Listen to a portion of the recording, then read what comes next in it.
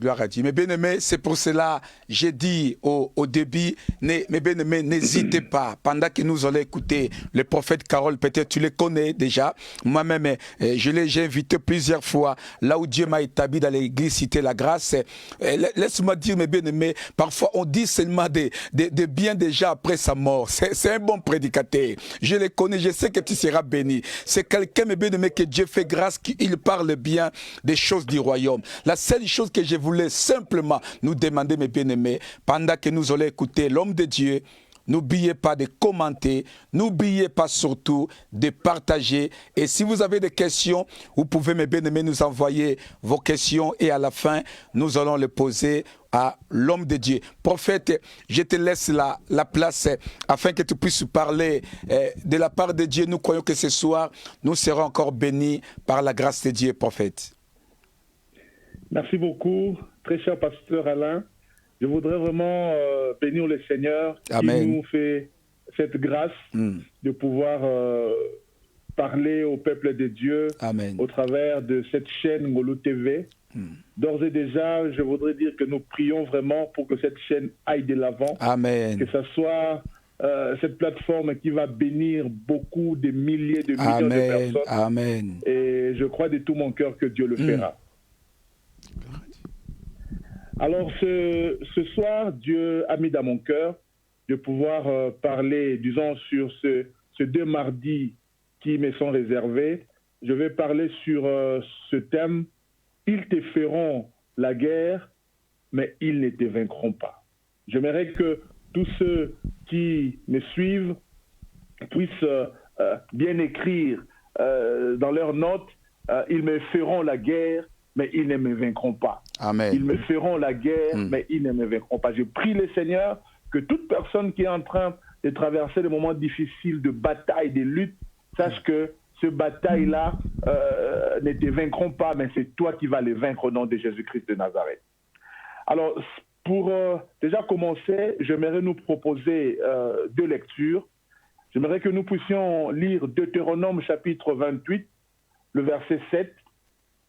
Deutéronome chapitre 28, le verset 7. Et nous lirons aussi Jérémie 1, 18 à 19. Jérémie 1, 18 à 19, c'est là où d'ailleurs nous avons puisé notre thème. Commençons par la première lecture dans Deutéronome chapitre 28 au verset 7e. La Bible déclare « L'Éternel te donnera la victoire sur tes ennemis qui s'élèveront contre toi. Ils sortiront contre toi par un seul chemin et ils s'enfuiront devant toi par 7 chemins. » Lisons aussi Jérémie chapitre 1er, le verset 18 et le verset 19. La Bible déclare « Voici, je t'établis en ce jour sur tout le pays comme une ville forte, une colonne de fer et un mur de rein, contre le roi de Juda, contre ses chefs, contre ses sacrificateurs et contre le peuple du pays. Ils te feront la guerre, mais ils ne te vaincront pas, car je suis avec toi pour te délivrer, dit l'Éternel. » Parole du Seigneur. J'aimerais que toi qui m'entends, que tu ne sois pas juste en train d'écouter, mais j'aimerais vraiment que tu participes à ces lives, parce que cette parole qui est en train d'être annoncée, ce n'est pas une parole d'un homme, c'est une parole de Dieu, c'est la parole de Dieu. Et je crois de tout mon cœur que cette parole, au-delà d'être prêchée telle qu'elle est prêchée, mais je crois de tout mon cœur que c'est une prophétie pour la vie d'une personne. Je prie de tout mon cœur qu'à l'écoute de cette parole, que dans la vie d'une personne, dans la vie de quelqu'un qui me suit en ce moment, qu'il y ait un avant ce message et un après ce message. Parce que ce message a pour but de pouvoir conscientiser chacun de nous, a pour but de pouvoir équiper chacun de nous, pourquoi pas préparer certains, à savoir que le bataille viendront. Mais si le bataille doit venir, il faut ce que nous retenions, que la victoire est certaine, parce que Dieu est avec nous. J'aimerais parler à quelqu'un qui traverse peut-être de moments difficiles, qui traverse des moments d'incompréhension, il ne sait pas pourquoi ces choses arrivent.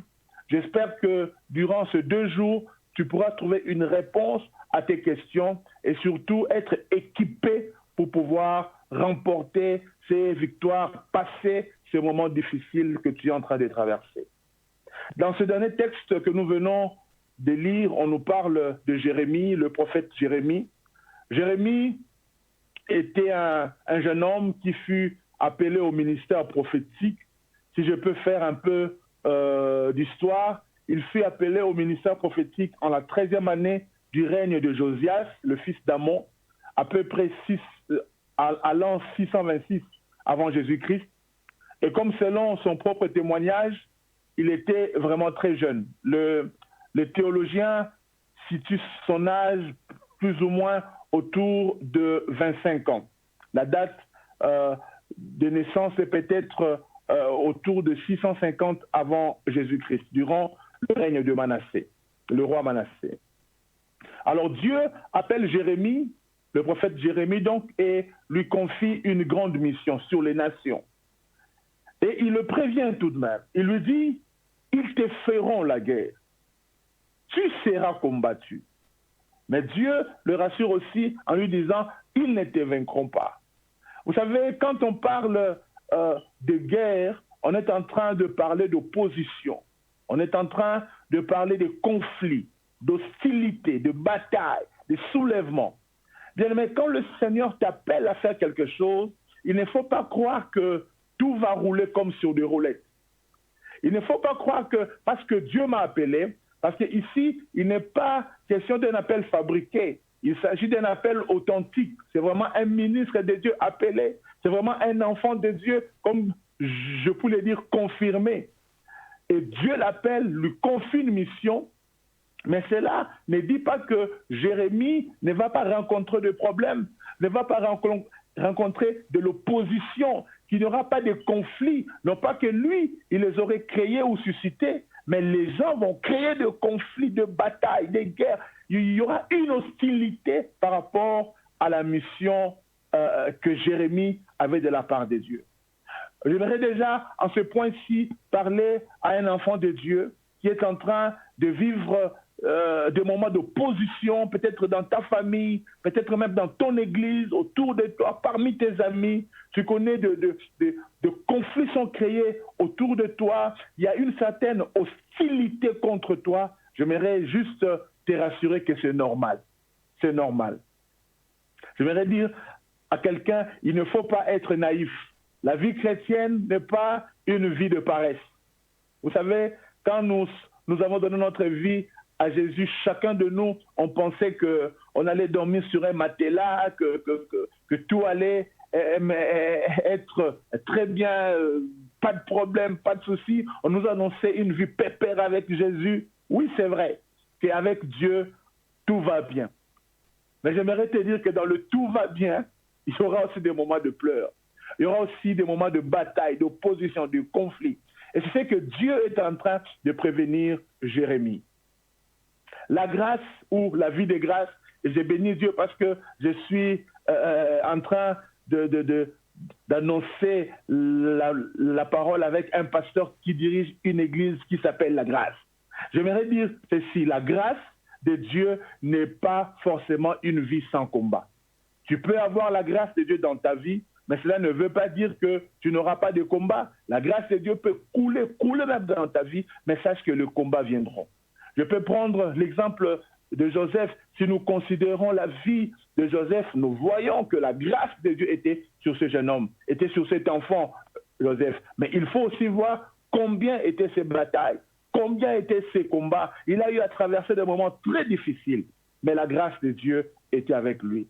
Si tu peux retenir déjà quelque chose, retiens ceci. Ce n'est pas parce que Dieu m'a appelé, ce n'est pas parce que j'ai la grâce de Dieu que je ne connaîtrai pas des combats. Tu connaîtras des combats, tu connaîtras des combats, tu connaîtras des combats.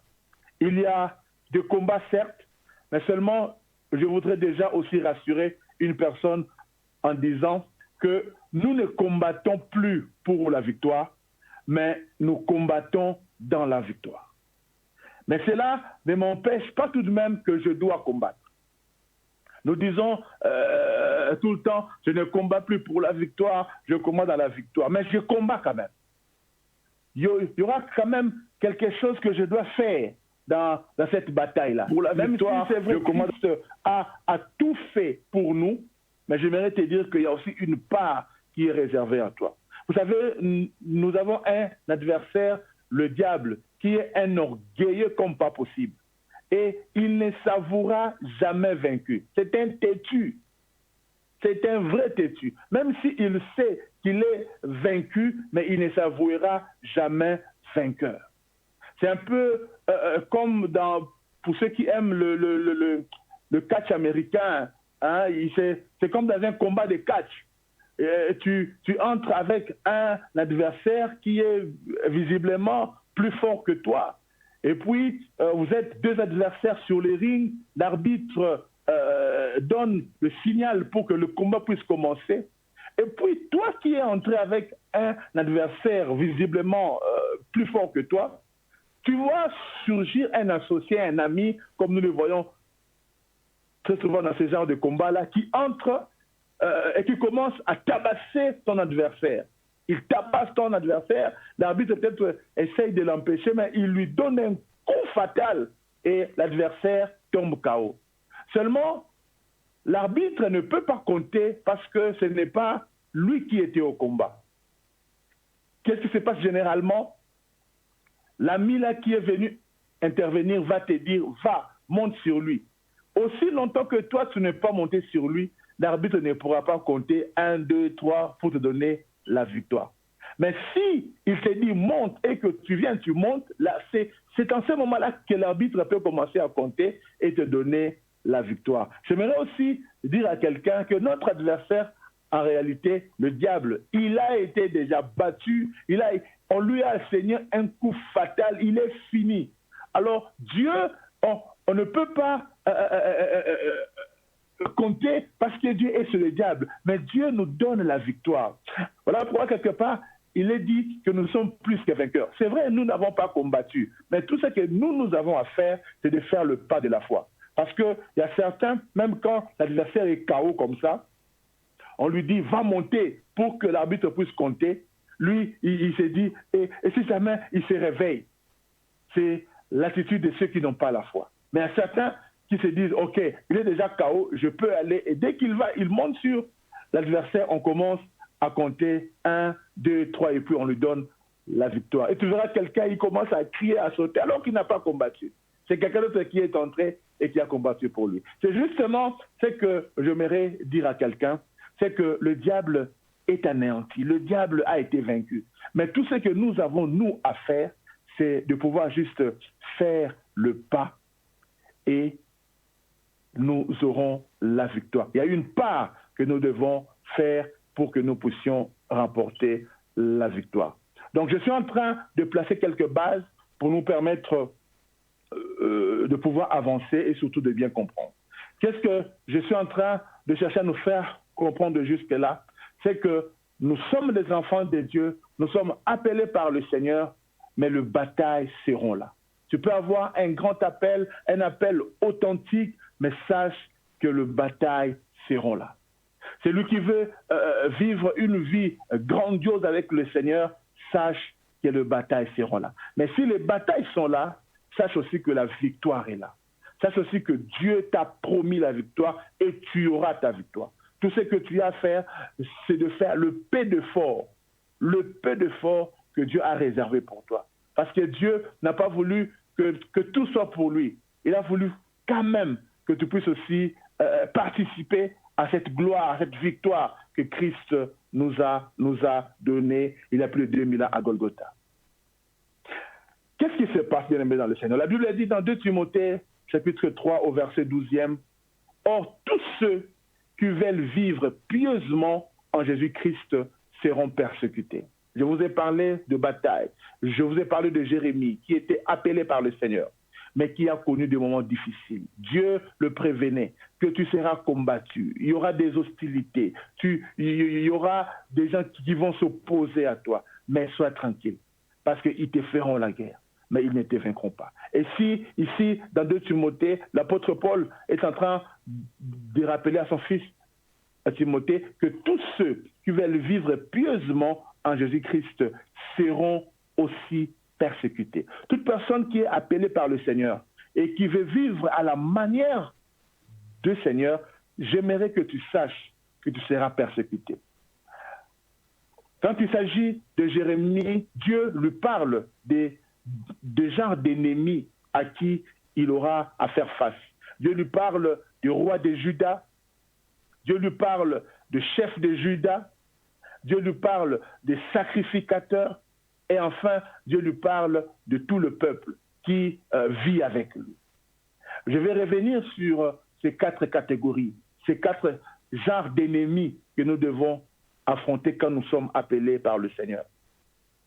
Donc, j'aimerais vraiment que nous puissions prendre conscience, étant qu'enfants de Dieu, étant que serviteurs de Dieu, que nous vivons dans un monde hostile.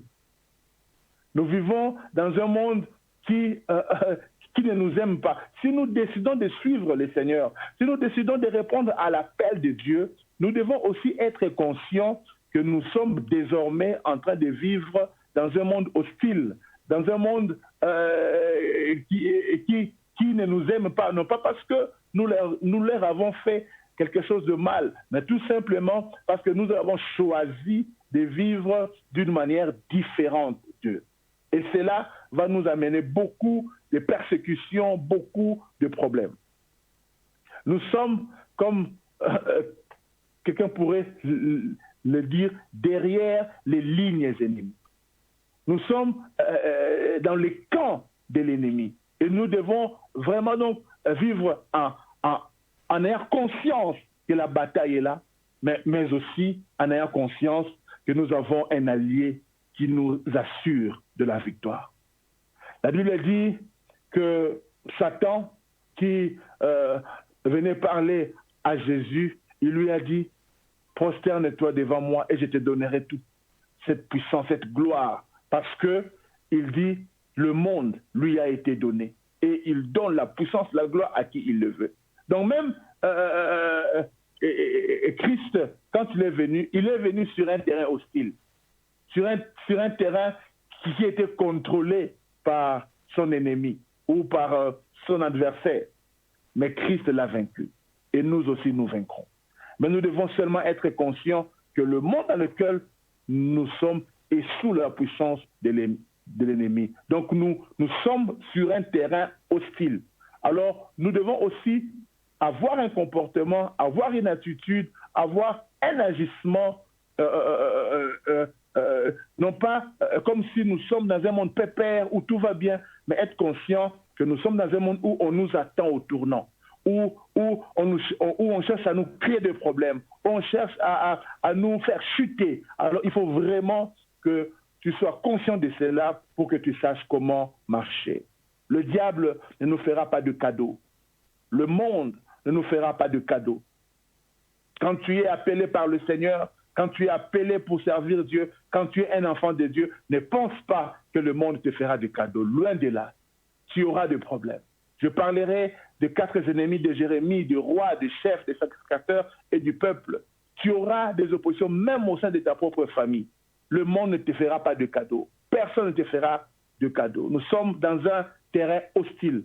La Bible dit dans Apocalypse 12, verset 12, la Bible dit, c'est pourquoi réjouissez-vous cieux, et vous qui habitez dans les cieux. Malheur à la terre et à la mer, car le diable est descendu vers vous, animé d'une grande colère, sachant qu'il a peu de temps. Donc même le diable sait que je dois utiliser mon temps au maximum parce que j'ai peu de temps. Et il est animé d'une très grande colère, bien aimé dans le Seigneur. Donc j'aimerais que tu saches que dans le monde où nous travaillons, comme prédicateurs, comme enfants de Dieu, comme serviteurs de Dieu, les choses ne seront pas toujours faciles. Parce qu'il y a une opposition, parce qu'il y a une résistance, parce qu'il y a une hostilité. Et c'est dans la nature du diable d'attaquer. C'est dans la nature du diable de nous agresser, de nous compliquer la vie, comme qui dirait. C'est son travail, c'est sa nature. La Bible dit, il est descendu animé d'une grande colère. Donc, il est venu déjà décider à ce que tous ceux qui vont suivre Jésus, tous ceux qui vont chercher à vivre pieusement en Jésus-Christ, qu'ils soient combattus, qu'ils soient déferlés dans la boue, qu'ils soient critiqués. C'est ça la réalité que nous devons savoir. Et nous devons apprendre à vivre avec. Comme aujourd'hui, le monde nous dit qu'il faut apprendre à vivre avec la Covid. Nous aussi, en tant qu'enfants de Dieu, nous devons être conscients que l'hostilité est là, les combats sont là, mais nous devons vivre avec. Et surtout, avoir des gestes et barrières pour pouvoir surmonter tous ces combats-là. Avoir des gestes et barrières spirituelles, bien évidemment, pour pouvoir surmonter tous ces combats-là. Alors, aujourd'hui, j'aimerais que nous puissions retenir quelques points. Le premier point que j'aimerais que tu retiennes, c'est ceci. On ne fait pas la guerre à celui qui n'a rien. Le diable ne fait pas la guerre à celui qui n'a rien. Le diable ne fait pas la guerre à celui qui n'est pas, qui est dans son camp. Le diable fait toujours la guerre à celui qui a quelque chose, qui est dans le camp de Dieu et qui a une grande destinée. Si on te fait la guerre, c'est parce que tu as quelque chose. Est-ce que tu peux dire un peu après moi j'ai quelque chose? Dis après moi j'ai quelque chose. Si tu parles en lingala, dis nazane loko, nane loko. Si tu n'as pas quelque chose, le diable ne va pas s'occuper de toi. Si tu vois que dans ta vie, on te mène la vie dure, qu'il y a la guerre, qu'il y a des oppositions, qu'il y a des conflits, il y a des gens qui te cherchent des conflits, sache déjà que tu as quelque chose.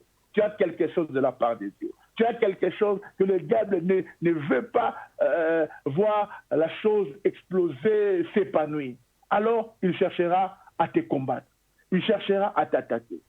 Jérémie sera attaqué. Pourquoi? Parce que Dieu l'avait positionné comme une tour forte.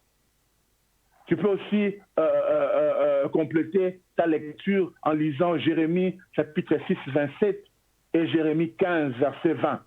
Ça va un peu dans le même sens. Dieu avait positionné Jérémie comme un grand homme, comme une tour forte, comme quelqu'un qui devait parler aux consciences des enfants d'Israël. Alors ça, le diable ne pouvait pas l'accepter. Il a commencé à le combattre. Il a commencé à chercher à le faire taire. Donc dis-toi ceci, si on me combat, c'est que j'ai quelque chose. C'est que j'ai quelque chose que le diable, ça lui fait peur. Et deuxième chose que j'aimerais que tu retiennes, dis-toi que si on m'attaque, c'est parce que ce que j'ai, le diable ne le supporte pas. Ce que tu as, le diable ne le supporte pas. Bien-aimés dans le Seigneur, il y a des gens, aujourd'hui, quand tu le vois, son présent semble quelconque. Mais parfois, le diable ne t'attaque pas à cause de ton présent, mais le diable t'attaque à cause de ton futur. Ton présent peut sembler vraiment bizarre. Quand tu regardes aujourd'hui, même toi-même, tu peux te poser la question, mais pourquoi le diable m'attaque? Je n'ai rien, je n'ai pas de boulot, je n'ai pas de papier, je suis sans papier, mais pourquoi le diable doit m'attaquer? Yaya, le diable ne nous attaque pas toujours par rapport à notre présent, mais le diable nous attaque aussi, et très souvent à cause de notre futur, à cause de notre avenir.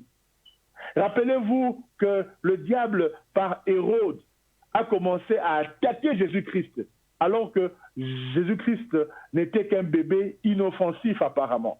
C'était juste un bébé. Mais le diable a commencé à l'attaquer, a commencé à chercher à le faire tuer. Et il y a certains innocents qui sont morts, des bébés sont morts, hein, alors qu'ils n'avaient rien fait. Tout ça à cause de quoi? À cause de Jésus. Mais non pas à cause du présent de Jésus. Parce que le présent de Jésus, c'était qu'un bébé. Mais le diable savait que dans ce bébé-là, c'est caché le Seigneur des Seigneurs. Le diable savait que dans ce bébé-là, c'est caché celui qui allait écraser ma tête. Alors il fallait déjà commencer à l'attaquer. J'aimerais dire à quelqu'un que les attaques que tu connais aujourd'hui, ce n'est pas à cause de ton présent, mais c'est à cause de ton avenir. J'ai dit à quelqu'un, ne te décourage pas. J'ai dit à quelqu'un, bénis le Seigneur, réjouis-toi quand tu vois des attaques venir. Tu peux déjà commencer à comprendre, j'ai quelque chose. J'ai quelque chose. Si on m'attaque comme ça, c'est que j'ai quelque chose. Et j'aimerais prophétiser sur quelqu'un qui me suit, que cette chose-là que Dieu a mis en toi, dans quelques mois, ça va commencer à éclater. Je prie Dieu que dans les prochaines semaines, que dans les prochains mois, dans les prochaines années, qu'on parle de toi. Aujourd'hui, tu n'as peut-être rien. Jésus n'était qu'un bébé, mais on a commencé à l'attaquer. J'aimerais aussi dire à quelqu'un que parfois les Péninas ne critiquent pas les ânes à cause de leur présent, mais elles critiquent les ânes à cause de leur futur. Pénina avait des enfants, mais pourquoi elle devait continuer à mortifier Anne? Non, ce n'est pas à cause du présent de Anne. Anne était stérile, Anne n'avait pas d'enfants. Mais par Pénina, le diable mortifiait Anne à cause du futur de Anne. Parce que le diable savait que Anne allait faire naître un Samuel, un prophète, qui allait bouleverser Israël. J'aimerais dire à une Anne qui est mortifiée, qui est attaquée, qui est humiliée, j'aimerais te dire, si on t'attaque, ce n'est pas à cause de ton présent, mais c'est à cause de ton avenir. Il y a un Samuel que tu vas donner au monde. Il y a un Samuel qui est en toi. Il y a un Samuel qui est dans tes seins. Et bien aimé dans le Seigneur, le Samuel là finira par venir. Pénina n'attaque pas Anne à cause de son présent. Pénina n'humilie pas Anne à cause de son présent, non, mais parce qu'elle sait qu'il y a un futur glorieux. En Anne s'est caché un Samuel. Bien-aimé dans le Seigneur, dis-toi, si on m'attaque, j'ai quelque chose. C'est quelque chose qui va effrayer le diable. C'est quelque chose qui va bouger le monde. Tu as en toi un Samuel qui va bouger Israël. En toi, mon frère, en toi, ma soeur, tu as quelque chose qui va bouger la génération à venir, qui va bouger même cette génération. Crois en cela. Même si tu es attaqué aujourd'hui, humilié aujourd'hui, ils te font la guerre aujourd'hui. On est loko yaya, on est loko nzambe. Tu as quelque chose qui va bouger ta génération. Dis amen si tu le crois. Dis amen bien. Tape bien amen. Alléluia. Que le Seigneur soit loué. Que le Seigneur soit béni. Vous savez, il y a certains d'entre nous, le diable, connaissant notre futur, il a commencé à nous attaquer aussi depuis notre enfance. Depuis notre enfance, il nous attaquait. Vous verrez, il y a des gens que le diable a pris. Il les a envoyés même dans la boue du péché. Il les a conduits à vivre une vie dépravée, une vie bizarre. Juste parce qu'il voulait vraiment les éloigner de leur destinée. Il voulait vraiment qu'ils vivent dans le péché terrible pour qu'ils ne puissent pas servir le Seigneur comme il se doit. Mais je bénis Dieu. Parce que quel que soit là où le diable t'a placé, quel que soit là où le diable t'a mis dans la boue, dans la saleté où il t'a lancé, quand Dieu a une destinée prévue pour toi, quand tu as un rendez-vous divin avec le Seigneur te défendra toujours. Quel que soit là où tu t'es éloigné, là où le diable t'a enfoncé dans le péché, il t'a éloigné parce qu'il voulait te faire la guerre, il voulait t'éloigner de Dieu, mais j'aimerais te rassurer que le sang de Jésus est capable de te laver et de te remettre sur le droit chemin. Quel que soit là où tu étais, laisse-moi te dire, c'était le diable qui te menait une guerre, il t'a éloigné, il fait peser ta conscience par le péché que tu as commis hier. Mais laisse-moi te dire, Dieu, par son sang, il est capable de te laver. Ésaïe, chapitre 1, verset 18, nous dit, venez, plaidons, dit l'Éternel, si vos péchés sont comme les cramoisis, ils deviendront blancs comme la neige. S'ils sont rouges comme la pourpre, ils deviendront comme la laine. Et j'aime aussi Ésaïe 43, le verset 25, qui dit, c'est moi. C'est Dieu qui parle, c'est moi. C'est moi qui efface tes transgressions pour l'amour de moi. Il dit, je ne me souviendrai plus de tes péchés. Vous savez, quand tu as une grande destinée avec le Seigneur, le diable va commencer à t'attaquer, même étant très jeune. Certains d'entre nous, aujourd'hui, nous sommes prédicateurs, mais hier, on était des fumeurs de chanvre. On était des voleurs. On était des gens avec une vie bizarre, des prostituées, tout ça. Tout ça, c'était les attaques du diable. C'est le diable qui nous menait une guerre pour nous éloigner complètement des choses de Dieu. Mais ce que j'aime, c'est que la destinée que Dieu a prévue pour nous, le diable ne peut pas l'effacer. Et voilà comment Dieu nous a ramenés. Et j'aimerais juste te dire aujourd'hui que le sang de Jésus peut te laver. C'est Dieu qui pardonne les péchés et il s'est décidé de pardonner tes péchés. Ils te feront la guerre, mais ils ne te vaincront pas. C'est pourquoi même avant de parler de la guerre que le diable nous livre au travers des hommes, parce que je vais arriver aussi par là, avant de parler de la guerre que le diable nous livre au travers des hommes, parlons d'abord du fait que la grande bataille soit au niveau de notre âme. Le diable va chercher à tout faire pour te faire croire que tu n'es pas capable à cause de ton passé, que tu n'es pas capable à cause de péchés que tu as commis hier, que tu n'es pas capable à cause de ceci, à cause de cela. Pour Jérémie, c'était le fait qu'il était jeune, qu'il était un enfant. Qu'il était un enfant. Jérémie lui-même disait à Dieu, « Ah, Éternel, je suis dans Jérémie 1, 6 à 10. » Jérémie dit au Seigneur, il dit, « Voici, je ne sais point parler quand je suis un enfant. » Et l'Éternel lui dit, « Ne dis pas, je suis un enfant, car tu iras vers tous ceux auprès de qui je t'enverrai. Et tu diras tout ce que je t'ordonnerai. Ne les crains point, car je suis avec toi pour te délivrer, dit l'Éternel. » Puis l'Éternel étendit sa main et toucha sa bouche. Et l'Éternel lui dit, « Voici, je mets mes paroles dans ta bouche. Regarde, je t'établis aujourd'hui sur les nations et sur le royaume, pour que tu arraches, et que tu abattes, pour que tu ruines et que tu détruises, pour que tu bâtisses et que tu plantes. » Jérémie avait un problème. Il s'est sous-estimé. Comme le diable aussi nous amène à nous sous-estimer. C'est une guerre au niveau de notre âme. Pour Jérémie, c'était l'âge. Toi, peut-être que c'est ton passé. Tu as eu un passé compliqué, un passé d'avortement, un passé de vie de prostitution, un passé de voleur, de bandit, de meurtrier.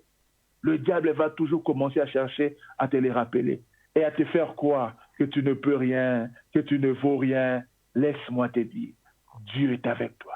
Dieu disait à Jérémie, ne dis pas que je suis un enfant.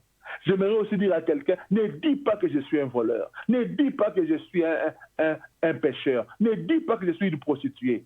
Dis-toi que Dieu est avec moi. Et tu feras ce que Dieu t'ordonnera de faire. Et tu le feras avec succès. Pourquoi? Parce qu'il est avec toi. Ils te feront la guerre, mais ils ne te vaincront pas. Pourquoi? Parce que Dieu est avec toi. Si tu le crois, donne un bon amen. Gloire à Dieu. Voyons un peu la qualité des oppositions. Et c'est la troisième chose que j'aimerais que tu retiennes ce soir. La qualité des oppositions détermine aussi la qualité de la victoire et de notre destinée. Bien-aimé dans le Seigneur, si tu vois la qualité des gens qui te combattent, tu peux aussi déjà te dire la qualité de la destinée que tu as. Pour Jérémie, il s'agissait, la Bible dit, de roi des Judas. Ce n'est pas n'importe qui combattait Jérémie, le roi des Judas. On parle des chefs des Judas, on parle des sacrificateurs, et enfin on parle du peuple. Voici les adversaires de Jérémie. Le roi, parlons un peu de roi. Le roi ne s'attarde pas sur tout le monde. Un roi ne s'attarde pas sur n'importe qui. Notre mission, j'aimerais te dire, tu peux avoir une mission qui dérange les systèmes établis, l'establishment. Aujourd'hui, par exemple, si Dieu t'appelle au ministère, ce n'est pas facile aujourd'hui d'être ministre de Dieu. Tu auras des combats.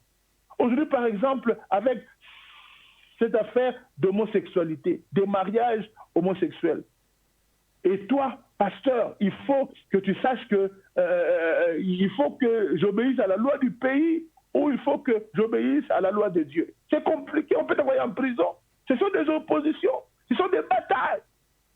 Et il faut être préparé à ça. Il faut savoir comment mener ce combat-là. Alléluia. Les lois établies, le système établi. Parfois, Dieu peut te donner une mission qui est de pouvoir libérer toute une nation.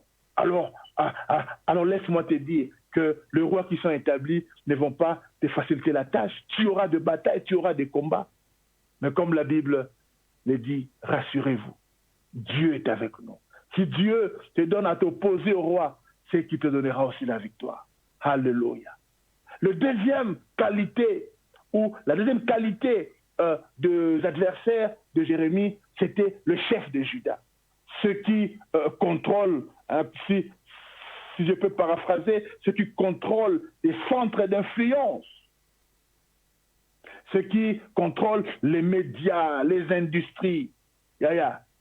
Dieu peut te donner une mission, et ta mission, ton message, tes prédications, tes enseignements peuvent déranger certains milieux. Et tu verras que la presse va commencer à s'attaquer à toi. J'aimerais déjà parler à quelqu'un et en lui disant, même si la presse va te traiter de tout, on va te traiter de magicien, on va te traiter d'arnaqueur, qu'est-ce qu'on ne dit pas aujourd'hui sur le pasteur? Mais c'est normal. C'est normal, c'est la guerre qu'on nous fait. À chaque fois qu'il y a des faux, il y a aussi des vrais. J'ai beaucoup aimé, c'est que mon frère, le prophète Otis, a prêché dernièrement sur cette chaîne, sur le faux prophète. S'il y a des faux, il y a aussi des vrais. Mais le monde aujourd'hui a tendance à tous nous mettre dans le même sac pour essayer de discréditer ceux qui apportent le bon message. Mais ça ne doit pas te déranger. Les critiques des médias, les critiques des gens qui ont beaucoup d'argent pour essayer de faire ta publicité négativement ne doivent pas te déranger. Ils te feront la guerre, mais ils ne te vaincront pas. Imaginez aujourd'hui, Dieu t'amène à prêcher sur la prostitution. Mais laisse-moi te dire que ceux qui dirigent des cartels de prostitution, des maisons closes, ils ne vont pas t'aimer parce que c'est leur gagne-pain. Rappelez-vous quand l'apôtre Paul a eu à délivrer une femme qui était possédée d'un esprit mauvais. La Bible dit que le maître de cette femme-là se sont fâchés, ils ont jeté Paul en prison.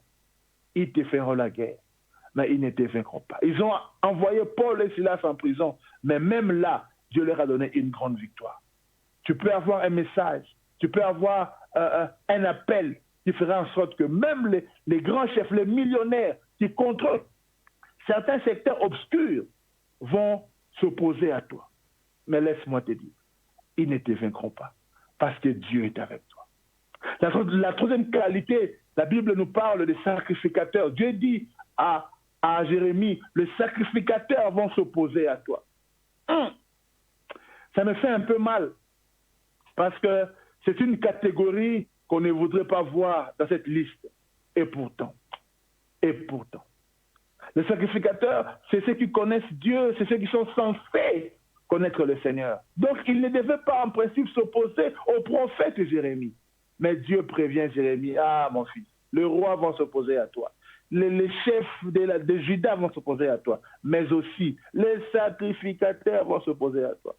Aujourd'hui, c'est avec peine que je le dis, mais les grands combats que le serviteur de Dieu véritable reçoit ne viennent pas forcément de ceux de l'extérieur, mais ça vient de ceux de l'intérieur. C'est que le prophète Otis a appelé des faux prophètes, des faux pasteurs, des faux frères. Ils sont avec nous. Ils sont censés connaître Dieu, mais ce sont eux qui s'opposent à ceux qui sont appelés par Dieu pour une mission bien précise. Yaya, ne t'étonne pas si tu vois autour de toi certains pasteurs s'opposaient à toi, te mettre des bâtons dans les roues. Il y a même des pasteurs qui organisent des pièges pour d'autres pasteurs. Ils leur envoient des filles pour leur faire tomber. Nous avons des témoignages des frères, des soi-disant pasteurs qui envoient des protocoles avec une mission, va faire tomber ces prédicateurs-là. Ils te feront la guerre, mais ils ne te vaincront pas. Même parmi les sacrificateurs, il y a des gens qui vont chercher à te combattre. Moi-même, j'en ai connu. J'ai connu de l'opposition, non pas de la part de païens, mais de la part de certains serviteurs de Dieu, que je croyais même peut-être être des amis, mais qui ont commencé à parler du mal. Pourquoi? Parce que Dieu t'a juste donné un peu. Ils ont commencé à parler à gauche, à droite. Oh, mais il faut faire attention. On pense qu'il a touché. Oh, il a touché quoi? Et pourtant, vous êtes ceux qui prêchent que Dieu bénit, Dieu élève. Mais quand Dieu commence à élever l'un de vos frères, quand Dieu donne seulement un peu à votre frère, c'est vous le premier. Oh, il faut vérifier. Est-ce qu'il n'a pas touché? Oh, aïe, aïe. Et les critiques ne viennent pas parfois de ceux de l'extérieur. C'est parfois ceux de l'intérieur qui commencent à parler mal. Et pourtant, nous prêchons tous les jours que Dieu élève, que Dieu bénit, que Dieu fait ceci. Bien-aimés dans le Seigneur, les oppositions, ça vient des rois, des chefs, mais aussi, et malheureusement, des sacrificateurs. Il me reste quelques minutes avant de pouvoir finir, qu'on me permette de finir avec cette quatrième catégorie. Et le mardi prochain, je parlerai maintenant sur comment vaincre, comment avoir de bonnes attitudes pour pouvoir vaincre cette adversité, vaincre ces guerres qui nous sont lancées. La dernière catégorie pour Jérémie, la Bible dit le peuple. Le peuple aussi vont s'opposer à toi. Ils te feront la guerre. Qui? Le roi. Qui? Les chefs. Qui? Les sacrificateurs. Qui? Le peuple. Le peuple, c'est qui? Le peuple, ce sont les gens avec qui nous vivons au quotidien. Ce sont nos frères et sœurs. Ce sont nos familles. Mais quand Dieu t'appelle, Yaya, j'aimerais que tu le saches, que parfois tes propres amis vont commencer à te faire la guerre. Parfois même tes propres frères et sœurs de la famille vont commencer à te faire la guerre. Il faut que tu sois conscient de cela. Mais si tu es conscient, j'aimerais aussi que tu saches, et j'insiste, que la guerre-là qu'ils te font, ça ne te fera rien. Parce que si tu crois en Dieu, sache que la victoire aussi est pour toi. Mais tu dois être préparé mentalement. Tu dois être préparé. Le peuple, ceux avec qui tu as grandi, tes amis, Banalisano, Tomesana Roli et Longo, quand Dieu commence à t'appeler. Parce que tu es appelé à changer de vie. Tu es appelé à vivre différemment d'eux. Alors certains ne le voudront pas. Ils vont commencer à te critiquer, à te combattre, à te lancer des colibés, à chercher des conflits inutiles. N'entre pas dedans. On en parlera le mardi prochain. Ils vont chercher à t'attirer vers le bas quand Dieu cherche à te faire monter. Ne les suis pas parce que tu as un rendez-vous avec ton destin. Jésus-Christ lui-même disait dans Matthieu chapitre 10, 35 à 36. Matthieu 10, 35 à 36, Jésus disait: car je suis venu mettre la division entre l'homme et son père, entre la fille et sa mère, entre la belle-fille et sa belle-mère. Et l'homme aura pour ennemi les gens de sa maison. Aïe! L'homme aura pour ennemi, pas ami, pas collègue, aura pour ennemi les gens de sa propre maison. Il faut que tu sois préparé à ça. Il faut que tu te prépares à ça, Yaya. Moi, je connais des personnes qui ont vécu cela à cause du fait qu'ils ont donné leur vie à Jésus-Christ. J'ai eu des amis qui ont été chassés de leur famille. Certains ont été reniés, déshérités, tout simplement parce qu'ils ont donné leur vie à Jésus. Dans nos propres familles, certains croiront en nous, d'autres pas. Il faut qu'on soit préparé à ça. Dans le ministère, parfois, le combat que nous rencontrons, ce n'est même pas les gens de l'extérieur, c'est les gens de notre propre famille. Nos frères et sœurs qui nous combattent, qui viennent à chercher à faire couler l'Église, couler le ministère. Oh Dieu merci. Parce que malgré tous leurs combats, quand Dieu t'a appelé, c'est lui-même qui te soutiendra. L'opposition de Moïse est venue, pardon, par certains anciens, c'est vrai. Mais à un moment, Moïse a reçu aussi une forte opposition de la part de son propre frère Aaron et de sa propre sœur Myriam. Ça ne commence pas aujourd'hui, Yaya. Ça n'a pas commencé aujourd'hui. Et ça ne finira pas non plus avec toi, ça continuera. Alors mentalement, sois fort. Même si au niveau de ta famille, on te persécute, sois fort. Sois fort. La Bible dit dans Marc 6, verset 4, qu'un prophète n'est méprisé que dans sa patrie, parmi ses parents et dans sa maison. L'adversité est là, la guerre est là. Le pouvoir politique peut te persécuter. Les chefs d'entreprise peuvent te persécuter. Les sacrificateurs peuvent te persécuter. Même ta propre famille peut te persécuter. Babo Kilo, Basemeki, Bafiti Alibela. Mais ne t'en fais pas, Dieu est avec toi. Alléluia, Dieu est avec toi. Alléluia. Surtout nous, les pasteurs, là, tu vas marier une fille, il commence à critiquer. Bon, la Bible, il décourage les gens. Mais ne t'en fais pas. Ceux qui te critiquent aujourd'hui, demain, ils vont acclamer pour toi. Sois seulement sûr que Dieu t'a appelé et que Dieu est sur la bonne voie. Bien-aimés dans le Seigneur, j'ai parlé un peu pour nous faire comprendre que les batailles sont là, la guerre est une réalité. Ça peut prendre plusieurs formes, mais la guerre est là, les combats sont là. Nous sommes dans un monde hostile, mais Dieu nous a rassurés que la victoire est possible. Le mardi prochain, par la grâce de Dieu, nous parlerons sur comment surmonter cette adversité-là, ces combats-là. Parce que nous devons savoir que si le combat est là, la victoire aussi est certaine au nom de Jésus. Que Dieu vous bénisse. Gloire à Dieu, à lui soit la gloire. Je crois que mes bien-aimés, nous sommes richement bénis. Une parole puissante qui vient de fortifier encore la foi de quelqu'un, relever quelqu'un.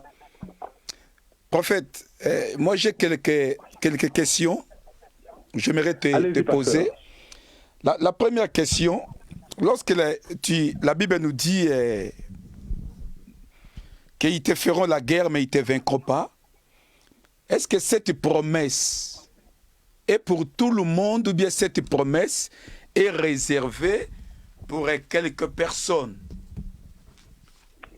Alors, dans un texte que nous avons lu dans 2 Timothée, chapitre 3, verset 12, la Bible dit « Or, tous ceux qui veulent vivre pieusement en Jésus-Christ seront persécutés. » Donc, le combat là, ce n'est pas une affaire de certains. À moins que tu veuilles vivre une vie chrétienne banale. Parce qu'il y a certains, quoi qu'ils se disent chrétiens, mais ils sont encore dans des bars, dans ceci.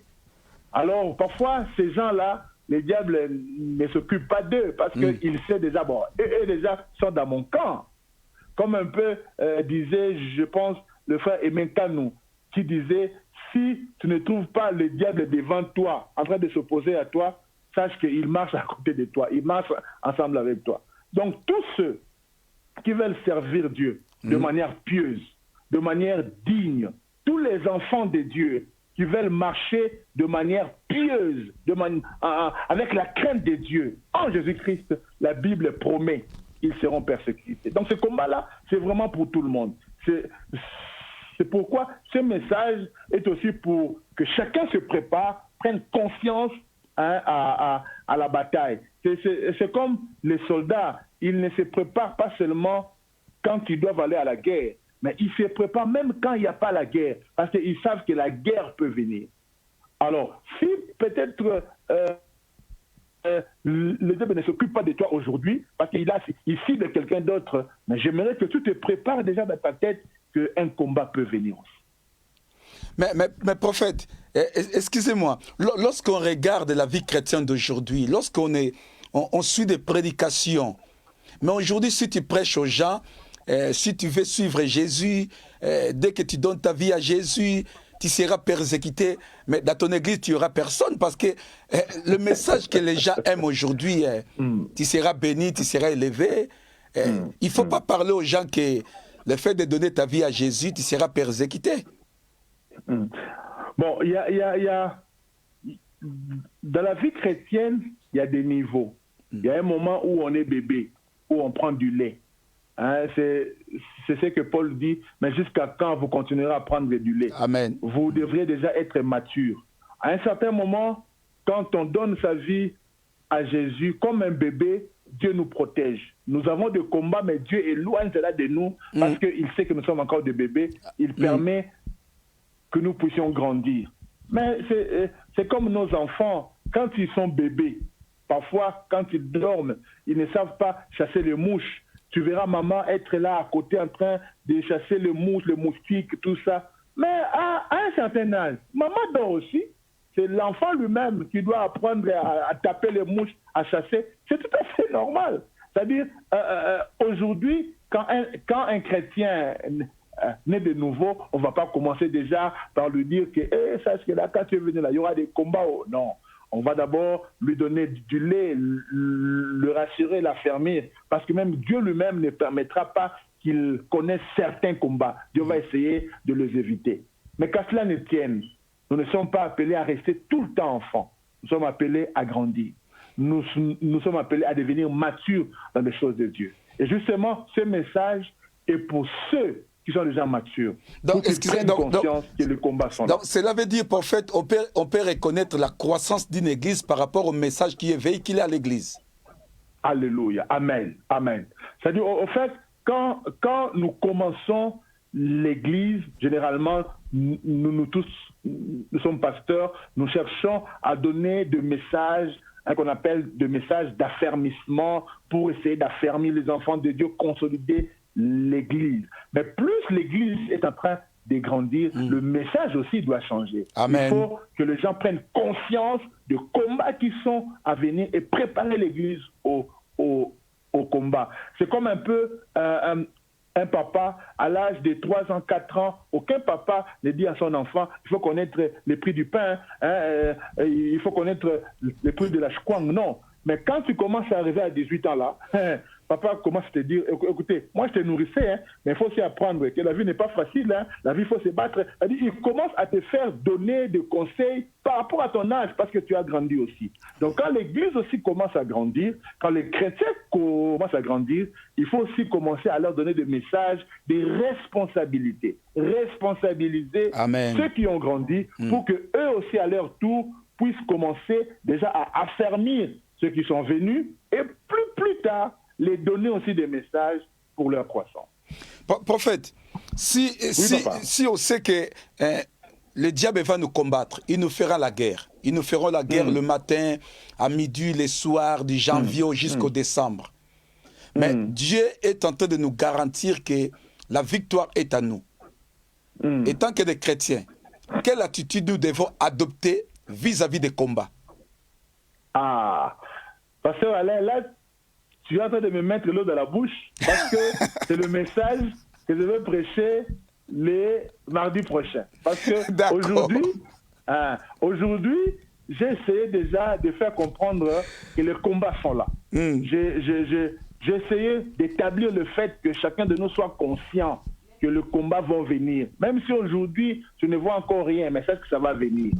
Et quand on a conscience de cela, maintenant le mardi prochain, c'est pourquoi ceux qui nous ont suivis aujourd'hui, pas de problème. Bon, soyez patients, le mardi prochain, exactement, je vais répondre à cette question-là. Amen. Quelle est l'attitude qu'il faut avoir pour surmonter ces combats-là? Tu nous as parlé que le diable nous attaque par rapport à ce que nous avons. J'aime beaucoup ce que l'Éternel avait posé la question à Moïse, qu'est-ce que tu as dans tes mains? Moïse avait il avait répondu, un bâton.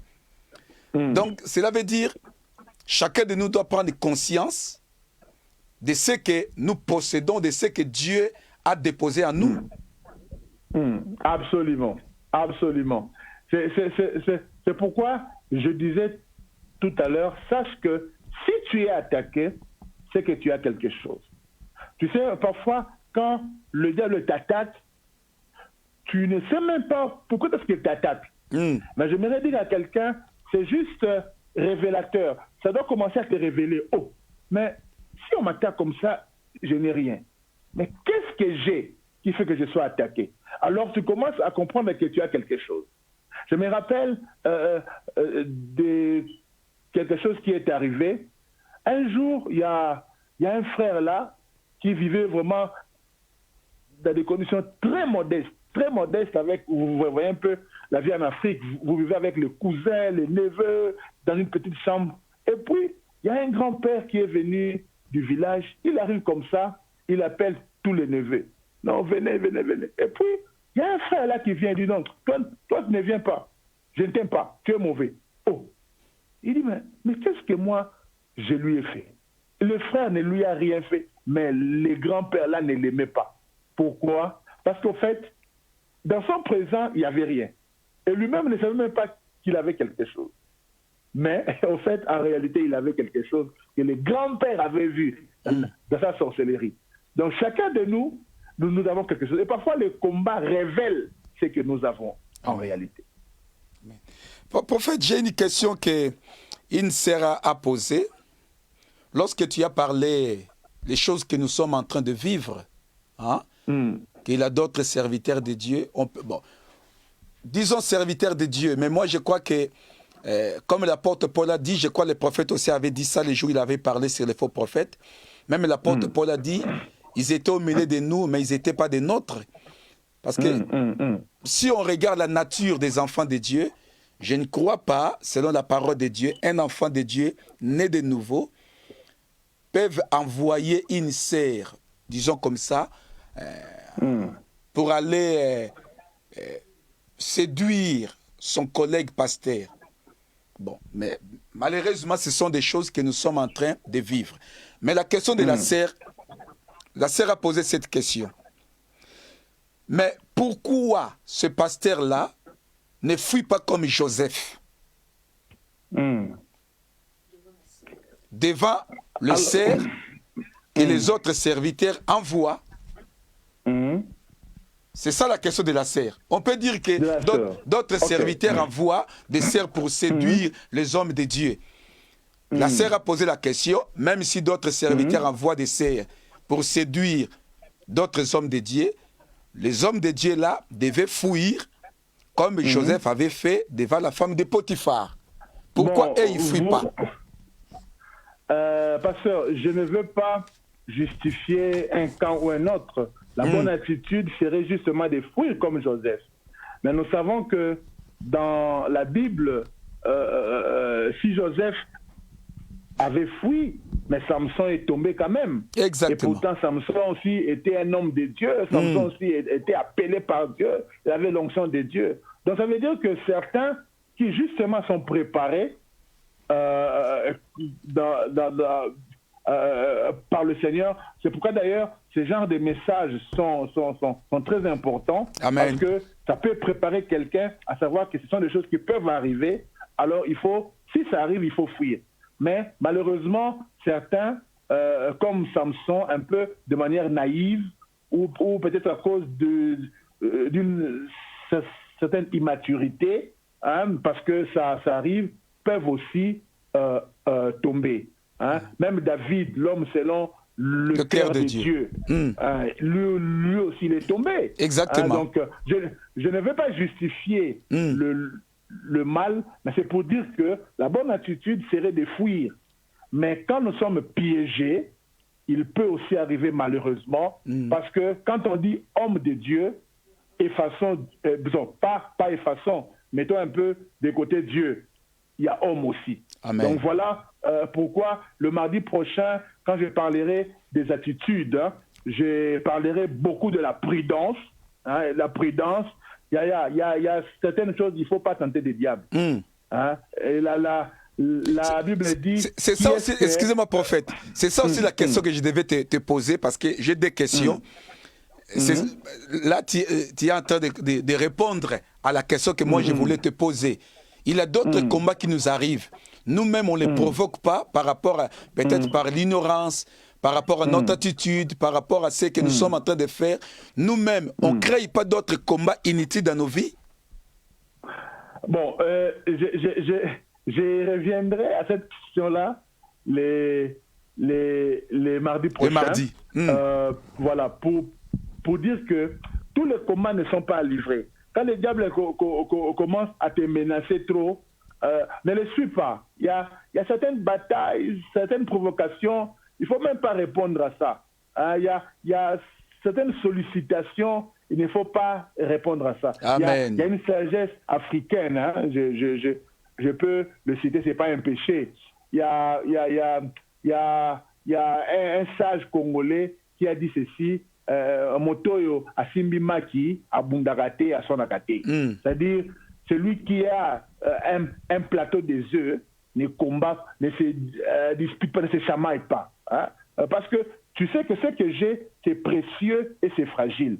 Si je dois commencer à me battre avec tout le monde, je risque de perdre mon plateau des œufs. Donc c'est pour dire que quand tu sais que tu as quelque chose de Dieu en toi, il faut aussi te mettre des barrières. Il y a des choses que tu dois éviter. Et j'en parlerai vraiment un peu plus en détail le mardi prochain. Il y a des amis qu'il faut éviter. Il y a des milieux qu'il faut éviter. Parce que tu sais que j'ai quelque chose, le combat est là, je ne sais pas, ça viendra de quel côté, alors vaut mieux que je sois prudent, éviter certaines choses, éviter certains comportements, éviter certaines fréquentations, parce que je dois aussi me préserver. Ma dernière question, prophète. Oui, si le diable nous attaque par rapport à ce qu'on a, mais si nous, étant que des chrétiens, si on peut être conscient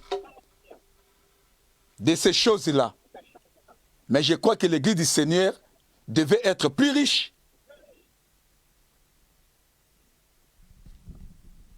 Absolument, absolument. Si nous commençons à comprendre toutes les manigances du diable, ne pas les ignorer.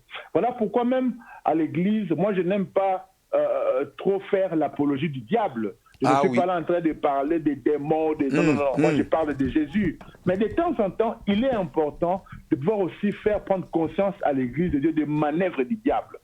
On n'en fait pas des séminaires tous les dimanches parce qu'on n'est pas à l'église pour parler de l'ennemi au risque d'ignorer nos propres forces. Mais de temps en temps, il faut quand même parler aux gens des manigances du diable et même sur le plan financier. Il y a beaucoup de pièces que le diable a mis. Il a essayé de corrompre notre mentalité, notre manière de faire. Alors de temps en temps, il faut en parler pour que les enfants de Dieu prennent conscience. C'est pourquoi ce message, ce n'est pas pour faire peur aux gens qu'il y a des combats. Non, non, non. C'est juste pour que tu prennes conscience, mais en même temps, nous équilibrons en disant que la victoire est certaine avec Jésus.